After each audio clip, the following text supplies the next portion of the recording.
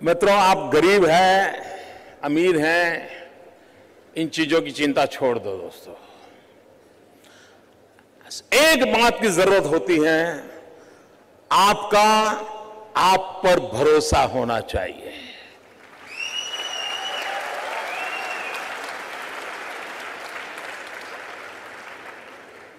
मित्रों, मेरे परिवार में 7 पीढ़ी में राजनीति का रवि मालूम नहीं है। मेरे परिवार में कोई राजनीति क्या होती कुछ पता नहीं मेरे परिवार में। और मेरा बैकग्राउंड भी बिल्कुल सामान्य गरीब परिवार का है। आप में से बहुत कम लोगों को मालूम होगा, मैंने पहली बार अभी 2 दिन पहले दिल्ली में आया था तो पहली बार अपने मुंह से मैं बोला था, मित्रों, मैं बचपन में रेल के डिब्बे में चाय बेचता था।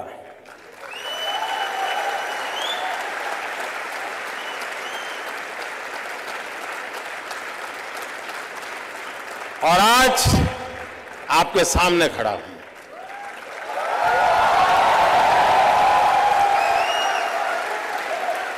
और इसलिए दोस्तों, आप ये चिंता छोड़ दीजिए आपका बैकग्राउंड क्या है। बिल्कुल घबराइए मत दोस्तों। आप किस परिवार में पैदा हुए हो, किस अवस्था में पैदा हो, चिंता छोड़ दीजिए दोस्तों। अगर आपके दिल में समाज के लिए, देश के लिए करने की आग है, निकल पड़िए दोस्तों, रास्ता अपने आप मिल जाएगा।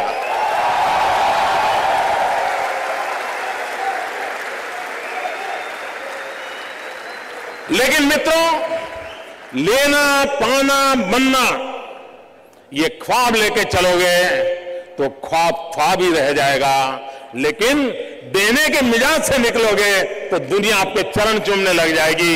ये मैं आपको विश्वास देता हूं।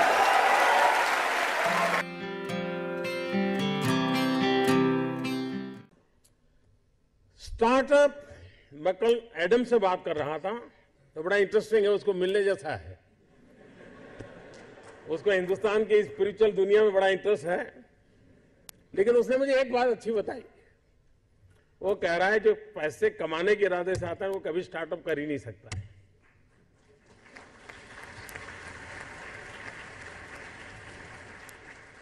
जो कुछ करने के इरादे से आता है, पैसे उसके लिए बाय प्रोडक्ट होते हैं।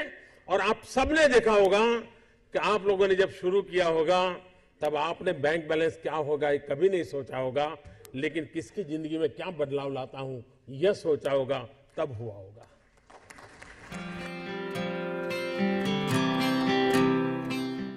मित्रों, कभी कभी नौजवानों की जिंदगी में कठिनाई आती है। सुबह अगर किसी क्रिकेटर की अखबार में फोटो देख ली, उसकी बड़ी वाहवाही हुई देख ली, तो मन करता है यार क्रिकेटर बनना अच्छा होगा। दोपहर को किसी टीवी चैनल पर किसी फिल्मी कलाकार का नाम रोशन दिखता रहा तो मन करता नहीं यार ये अच्छा है। शाम को किसी डॉक्टर ने बहुत अच्छा काम किया है देख लिया तो मन करता है यार ये अच्छा है। यानी कई नौजवान मिलेंगे आपको, हफ्ते में 3 नई नई योजनाएं बताएंगे और आप भी परेशान हो गए। यार पिछले हफ्ते तो कह रहा था कि मुझे बिजनेसमैन बनना है और इस हफ्ते कह रहा है नहीं मुझे तो पॉलिटिशियन बनना है।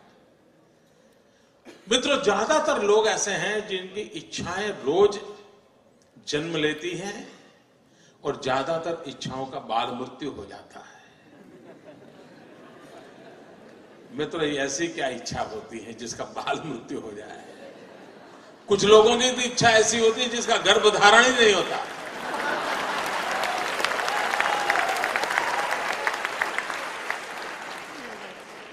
और मित्रों, कुछ लोग होते हैं जिनकी इच्छाएं रोज बदलती रहती है। और जब इच्छाएं रोज बदलती रहती है तो आपके साथी आपको क्या कहते हैं? आपको यही कहेंगे यार छोड़ो, तो बड़ा तरंगी है, वो सुबह शाम नई नई चीजें सोचता रहता है, वो बेकार है यार, वो तो ऐसे ही उटपटांग बातें करता है। ऐसे कैसा ही होता है ना। मित्रों, मेरा कोई नौजवान साथी ऐसा नहीं होना चाहिए जिसकी इच्छाएं लोगों के लिए मजाक का कारण बने। कोई नौजवान ऐसा नहीं होना चाहिए जिसकी इच्छाएं तरंग बन जाए। और इसलिए मित्रों, आवश्यक है और कोशिश करनी चाहिए। इच्छा बुरी चीज नहीं है। लेकिन इच्छाओं को बदलते रहना बुरी चीज है। इच्छाएं स्थिर होनी चाहिए, और अगर इच्छा स्थिर है तो संकल्प बनती है, और संकल्प में जब परिश्रम जुड़ता है तो सिद्धि बन जाती है। और इसलिए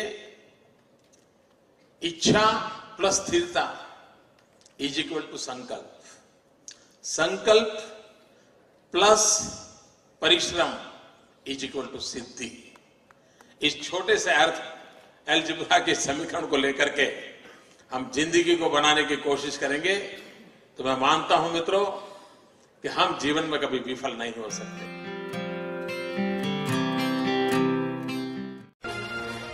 मैं मेरे नगर वड़नगर से कभी कभी ट्रेन के अंदर विसनगर जाया करता था। एक 12-15 साल का किशोर जिसको पोलियो हुआ था, कमर के नीचे का शरीर काम नहीं कर रहा था, वो मुश्किल से ट्रेन के अंदर चढ़ गया। उस गंदे कपड़े थे, भिक्षुक जैसा लगता था, लेकिन वो भीख नहीं मांगता था और हर किसी के पास जाकर के वो रिक्वेस्ट करता था मुझे बूट पॉलिश करने के लिए दीजिए। और उस समय 10-15 पैसे में बूट पॉलिश होती थी, और लोग कभी दया भाव के कारण, कभी करुणा के भाव के कारण उससे अपना जूतों की पॉलिश करवाते होंगे। लेकिन मैंने देखा, पॉलिश वाले करने वाले बहुत देखे थे, लेकिन इस बच्चे की तरफ मेरा ध्यान गया। मैं देख रहा था क्या कर रहा है। उसने क्या किया, अपने गंदे टूटे फूले झोले में से उस दिन का टाइम्स ऑफ इंडिया निकाला और उस पर लिखा था, ग्राहक के प्रति उसने लिखा था कि आज का दिन बहुत ही शुभ हो, आपकी यात्रा शुभ हो, आपके सारे काम सिद्ध हो। अंग्रेजी में उसने एक छोटा वाक्य लिखा था। और जैसे ही उसने जूते दिए पॉलिश करने के लिए, तो इसने उनके हाथ में टाइम्स ऑफ इंडिया पकड़ा दिया। उस ग्राहक को भी लगा कि 10 पैसे में पॉलिश हो रही है और 1 रुपये का अखबार पढ़ने को मिल जाता है। इस घटना को मैं देख रहा था तो मैंने उस बालक को पूछा, मैंने कहा भाई तुम हो कौन? बोले मैं कर्नाटक का हूं, कोई परिवार में है नहीं, मेरी शरीर की हालत अच्छी नहीं है, लेकिन मैं सम्मान से जीना चाहता हूं, इसलिए मैं यहां पहुंच गया हूं, करते करते काम कर रहा हूं। और बोले मैं लोगों की सबसे अधिक सेवा करना चाहता हूं। बोले हर दिन सुबह एक टाइम्स ऑफ इंडिया खरीद लेता हूं और दिन भर में 25-30 लोगों की जब पॉलिश करता हूं, 5 मिनट 7 मिनट पॉलिश करता हूं, उतनी देर वो अखबार पढ़ लेते हैं और मुझे आशीर्वाद भी देते हैं, पैसे भी देते हैं। मैंने इस दृश्य को देखा तब मुझे गीता पूरी तरह समझ आ गई। मुझे लगा इसको कहते हैं योग कर्मशु कौशलम। पॉलिश करने वाले काम को उसने योग बना करके जिस प्रकार से उसमें प्रोफेशनलिज्म ला करके काम किया था, और यही तो योग कर्मशु कौशलम है, जो जिंदगी को जोड़ देता है, कार्य में जीवन को झोंक देता है। वो यौगिक अवस्था को प्राप्त करके जीवन में एक अद्भुत अनुभूति का एहसास करता है। संगठन का काम करना ये उनका जो मूलतम कार्य है वो है। कई प्रांतों में पार्टी का काम करते रहे हैं और जिन लोगों के साथ काम करते रहे हैं उनको भी लगता है कि वो टफ टास्क मास्टर हैं, डिसिप्लिनरियन हैं, नए नए आइडियाज उनको सूझते हैं। अगर वो चुनाव लड़वा रहे हैं पार्टी को किसी प्रांत में तो उसमें भी वो क्रिएटिव हैं। संगठन को और मजबूत कैसे बनाना, पार्टी का नेटवर्क और कैसे, या उसका बेस कैसे और भी ब्रॉड बनाना, वो उसमें अच्छी तरह से उनकी शक्ति का वो उपयोग करते हैं। ऑर्गेनाइजेशन तो बहुत अच्छा करते ही हैं, इसलिए तो यहाँ भी काफी ऑर्गेनाइजेशनल ड्यूटीज उनको दी जाती है। So that there is no question that he is a very good organiser. राजनीतिक के रूप में मैं ये मान सकता हूँ कि उनकी और हमारी विचारधारा में चाहे जितनी भी भिन्नता हो, पर वो अपनी विचारधारा के प्रति प्रतिबद्ध राजनीतिक है। और उनके बारे में जो आम धारणा है वो ये है कि संगठन के में उनकी बड़ी अच्छी पकड़ है।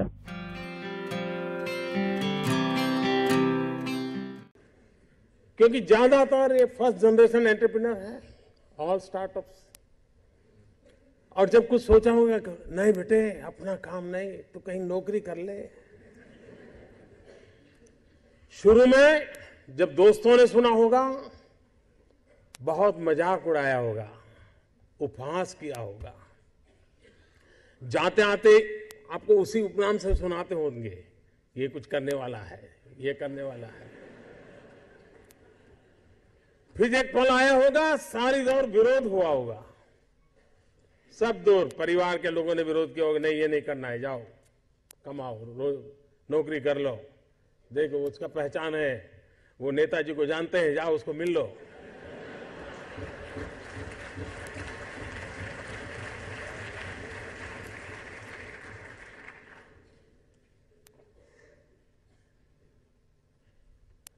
उस विरोध के बावजूद भी जो टिके होंगे, आज सब लोग कहते होंगे कि यार इसने तो कमाल कर दी, कुछ ऐसा मुझे भी करना है।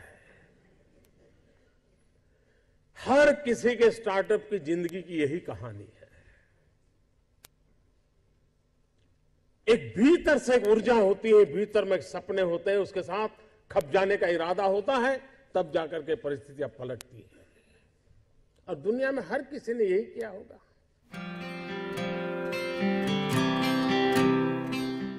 आपके जीवन में आप उस अवस्था में है, उस अवस्था में इतना पसीना बहाना चाहिए, इतना पसीना बहाना चाहिए, साथियों को लगना चाहिए कि यार ये एक बड़ा अफसर ऐसा है, खुद मेहनत करता है, तो और औरों को कभी कहना नहीं पड़ता है, फिर सब लोग दौड़ते हैं।